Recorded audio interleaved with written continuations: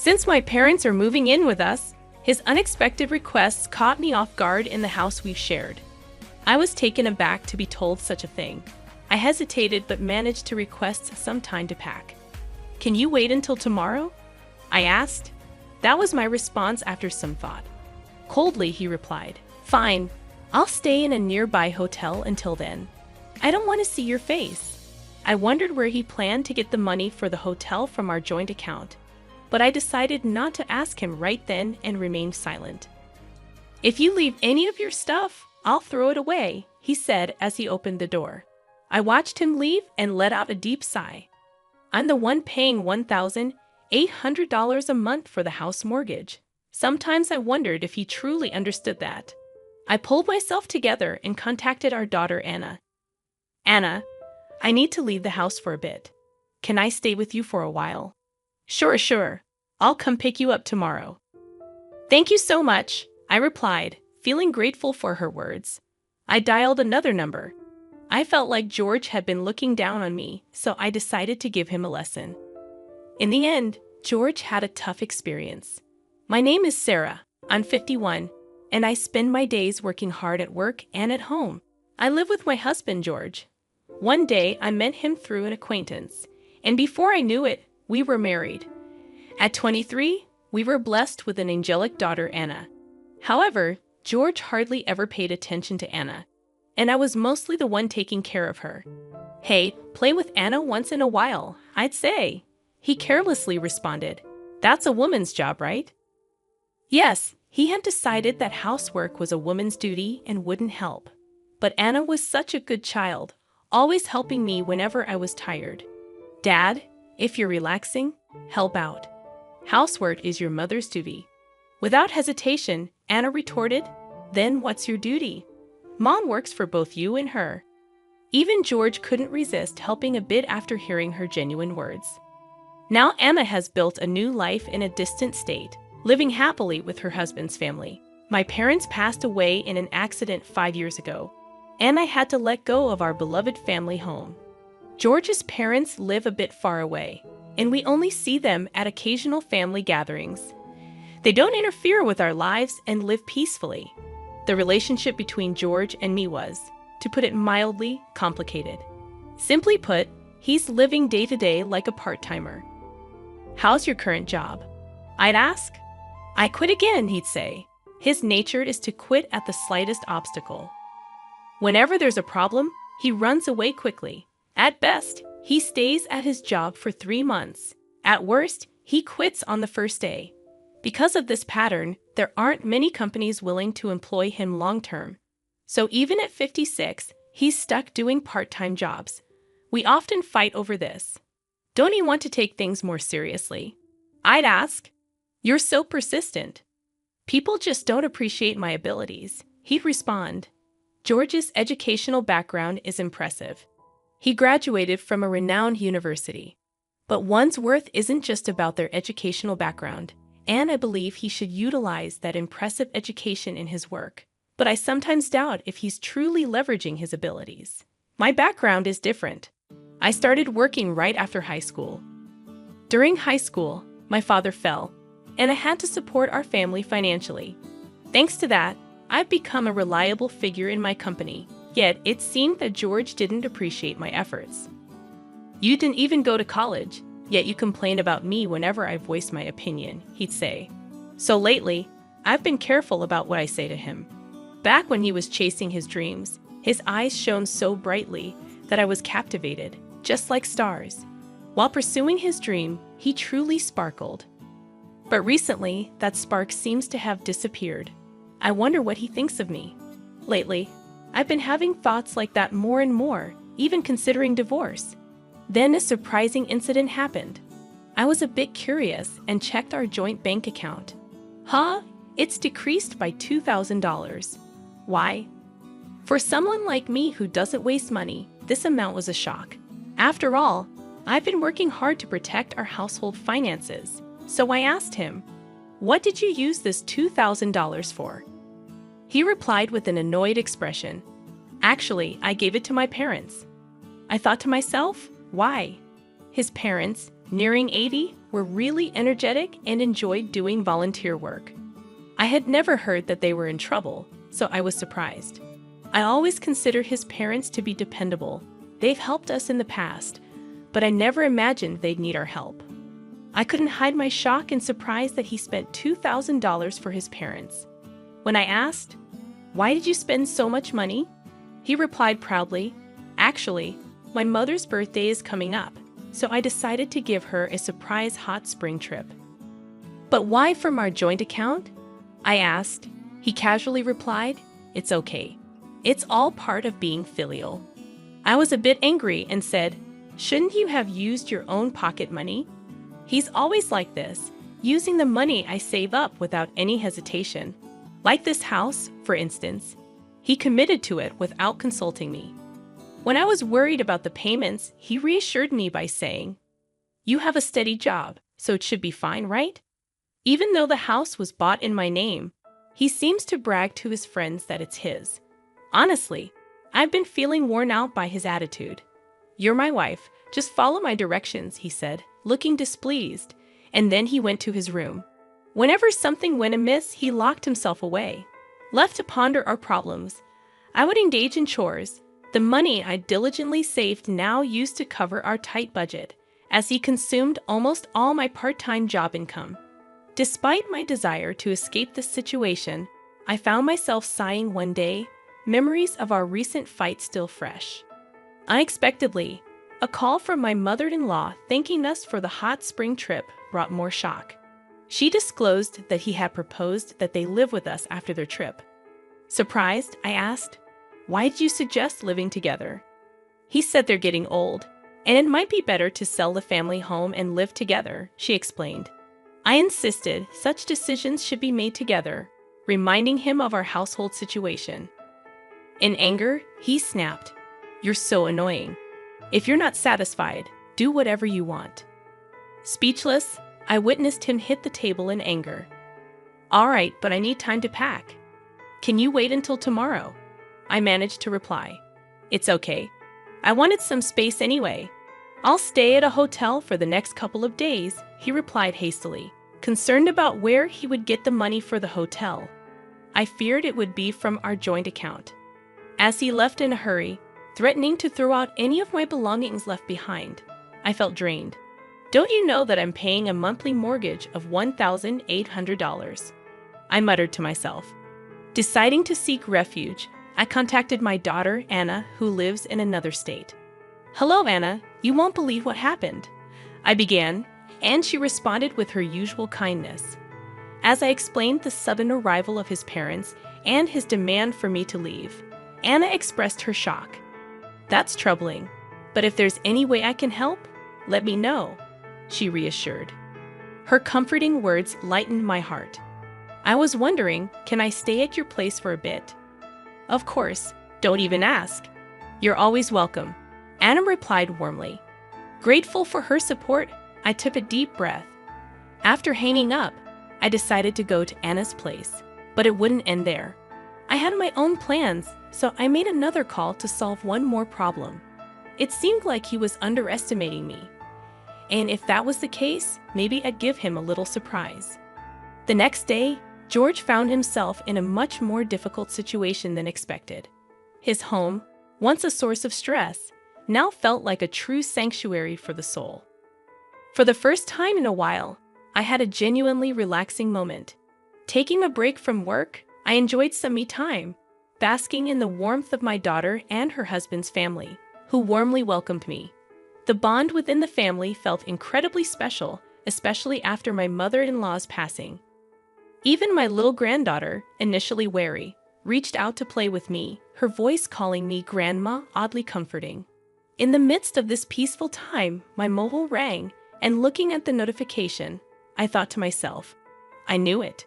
I answered, and George, sounding frantic, asked, "What happened?" "The house is a mess."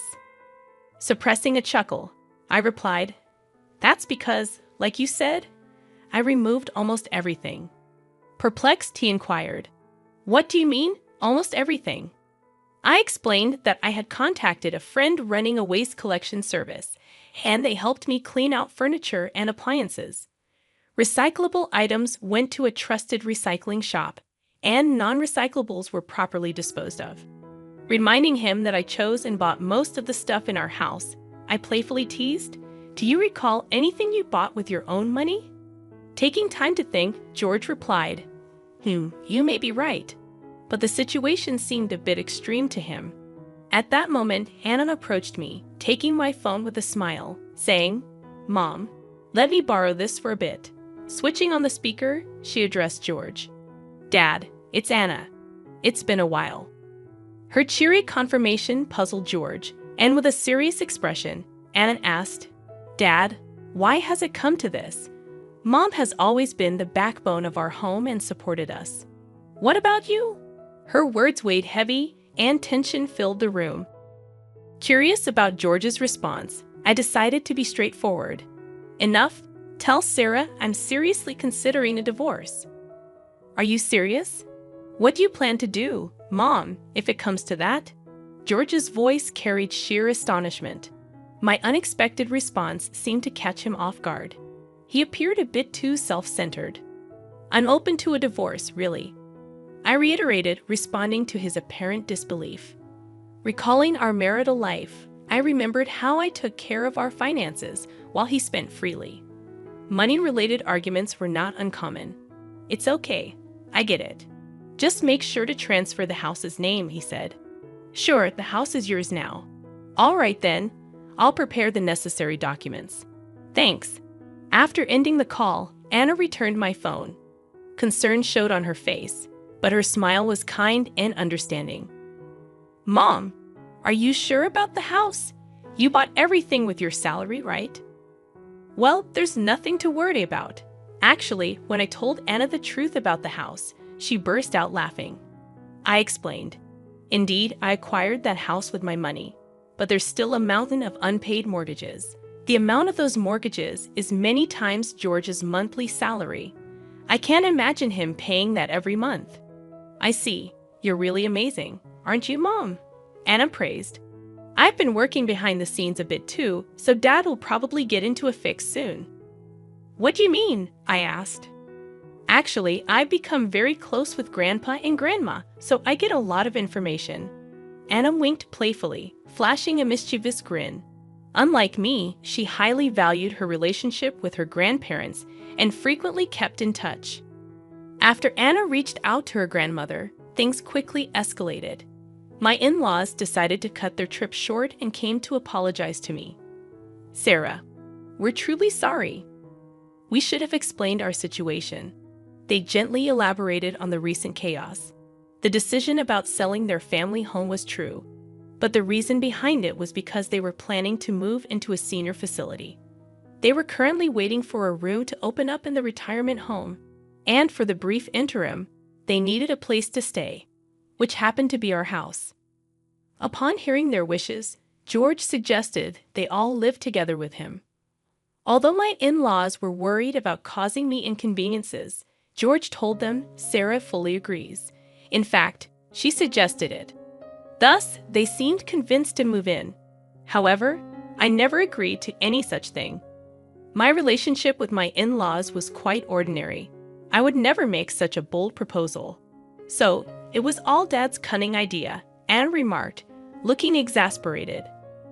My in-laws, resembling parents apologizing for their child's mischief, seemed deeply remorseful. Afterward, they were furious at George. Their eyes brimmed with the question, "Why would you do such a thing?"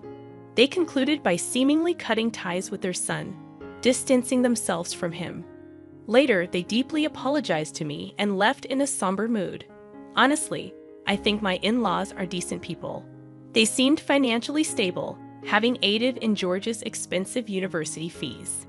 "Hey, you think Grandma and Grandpa's parenting style is a bit too liberal?" Anna asked me curiously. "Why do you think that way?" I responded. "Well, they could see Dad not working, but they didn't say anything. Plus, he seems to have inherited their personality." True, George always appeared quite indifferent towards me. My in-laws seemed absorbed in their volunteer work and hobbies, drawing a line between them and our family. However, maybe that's not unusual. I was always worried about you, Anna, and occasionally called you. Perhaps my in-laws' leniency influenced George's selfish behavior, but George is an adult. He shouldn't let little things upset him and should act responsibly. It had only been a month since our divorce when my phone rang again. I noticed George's name, someone I considered part of my past, with a slight frown. I answered, "What now?" "We have nothing left between us." "Listen, it's about the house mortgage." Panic and confusion filled his voice. Apparently, he had received the next mortgage statement. I had diligently paid $1,800 every month, but he might have been unaware of the amount. "It says $1,800 a month. Unbelievable." "Yes, I've been paying it properly. You graduated from a good school, right? You can manage that, can't you?" I could understand his shock. George's income was just over $1,200 a month, and given his spending habits, he barely saved anything. Although most items in the house were gone, he managed with things he received from his parents. However, he wasn't good at housekeeping and ended up spending money on eating out and laundromats. For him, a mortgage surpassing his income would be tough. Are you surprised that I, a high school graduate, can pay $1,800? Well, kind of. You see, even as a high school graduate, I worked hard steadily, getting promotions. I realized the importance of perseverance. That's impressive, but it might be tough for me. It was your choice to be in this situation. Stop blaming others and take responsibility. When we divorced, we had clearly discussed the mortgage and other details. It was a given that George would pay for it if he continued to live in that house. By the way, his parents seemed to have moved to a senior facility. When George reached out for help, they firmly told him, "You're an adult. Take care of your own affairs." "Sarah, won't you reconsider? Let's start anew." "Wait, you're kidding, right? We can't be together anymore." "Then how am I supposed to pay off the mortgage?" "That's for you to figure out. When we were together, I paid for it, didn't I?" Hearing his frustrated voice, I thought to myself, do your best. His future decisions and actions were up to him. I changed my settings so that I wouldn't receive any more calls from him. I had just started on a new path, so being pulled back into the past was truly bothersome. "Hey, did you get any call from Dad?" Actually, yes. Despite never truly apologizing, he asked if we could get back together. I could see through his words, though. It's all about money. Oh, maybe that's why he contacted me too. After I rejected his proposal, it seemed he had been contacting Anna numerous times. Despite always being weak in front of Anna, him persistently trying to contact her might mean he was genuinely struggling. I told him that this is the result of his actions. Exactly. Also, now that you finally have the peace you deserve, Mom, I told him sternly not to cause any more trouble. Thank you so much, Anna. I'm so happy to see my daughter grow into such a considerate and wonderful woman. I felt proud of her. Hey, Mom. I've been wondering, do you know what Dad was spending his money on? Why do you ask? Didn't he frequently spend money on gambling? At that, I couldn't help but chuckle. George's income wasn't that great, to be honest. Now that I think about it, maybe he was sometimes grumpy because he lost money due to gambling. That's true. On the days he actually won, he would sometimes buy special treats. His personality was perhaps a bit simple, but I wonder why I even married him. I chuckled at the naivety of my past self. When my friend introduced me to him, he seemed to sparkle. But Anna is smart. She learned from my experiences and chose someone opposite of George, someone truly kind.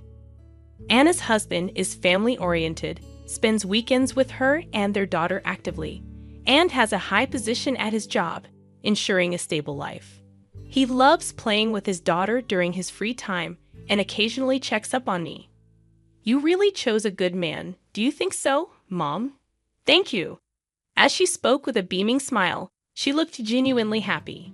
From now on, it's time for you to enjoy your life more. I'm getting older, though. I'm not sure where to start. Age is just a number, Mom. You can still find a lot of happiness ahead of you. Hearing Anna's words warmed my heart. I suddenly hoped for someone understanding, like Anna's father-in-law, to be my next partner in life. Just then, I heard my granddaughter calling out to play. "Grandma, come play with me." "Oh, have you been waiting to play with me? Let's play together." Surrounded by Anna's joyful family, I too was smiling. I'm glad that Anna is blessed with such a wonderful family. Changing the topic, Anna said, "It seems George faced financial difficulties and had to sell a house. He used the money to pay off some debts, but moved to a cramped apartment. He struggled to find a stable job, and his debts only grew. Eventually, he couldn't even pay rent and ended up living on the streets. One day, I heard shocking news that he was taken away by a shady group. His path was indeed a result of his own choices. George's parents felt deeply remorseful. They didn't want to burden me anymore. They sold their house and used their savings to pay for a facility. They also ensured their inheritance would go to me. I don't need this much money, I told them, but they insisted it was their apology. In the midst of all this, with a bit of financial freedom, I considered moving out of Anna's home. But, Mom, you can stay here. I certainly don't want to bother you and your family, Anna. Actually, my husband and I were talking about living together with you." "Really? It seems you've always cared for me." After discussing it with her husband and father-in-law, they planned to invite me to live with them. And then I received the invitation at just the right time. So, Mom, don't be too concerned. Just have fun playing with the kids, okay? Thank you, Anna. My granddaughter had taken a real liking to me due to Anna's husband's background of being raised in a single-parent household with his father. He warmly welcomed me into their home, and his father-in-law also expressed his wish for me to live happily. With that kind gesture, I decided to move in with them. Previously, money was tight, so I had to work. But now, with the help of Anna, her husband, and her father-in-law, things have become much easier. And here's some exciting news. Anna is expecting her second child. In the meantime, I've been helping around the house, playing with my granddaughter, and spending my time that way. Anna's father-in-law also helps with household chores just like me, so we have a fun time together doing things around the house. Whenever I do something, the family always says thank you, and that makes me very happy. Unlike my previous husband, this family openly expresses their gratitude each time. I truly feel fortunate. When asked how I get along with my father-in-law, I replied with a smile, "I want to spend my life with him forever." "That's good. It feels like a new family," Anna said gently, rubbing her belly. With Anna in my life, everything has become much brighter. Meeting her might be the only thing I'm thankful for regarding George. Oh, with that thought, I'm motivated to do my best for my family today as well. Sarah, if you'd like, I want to walk through life with you from now on. How does that sound? Are you sure about me? If so, of course. Let's be together. I responded to his words like this. I've regained my confidence. I was on the verge of forgetting my own worth, but his words made me realize its value again. I believe that as a family, we'll face many happy moments and challenges together from now on, and that truly warms my heart.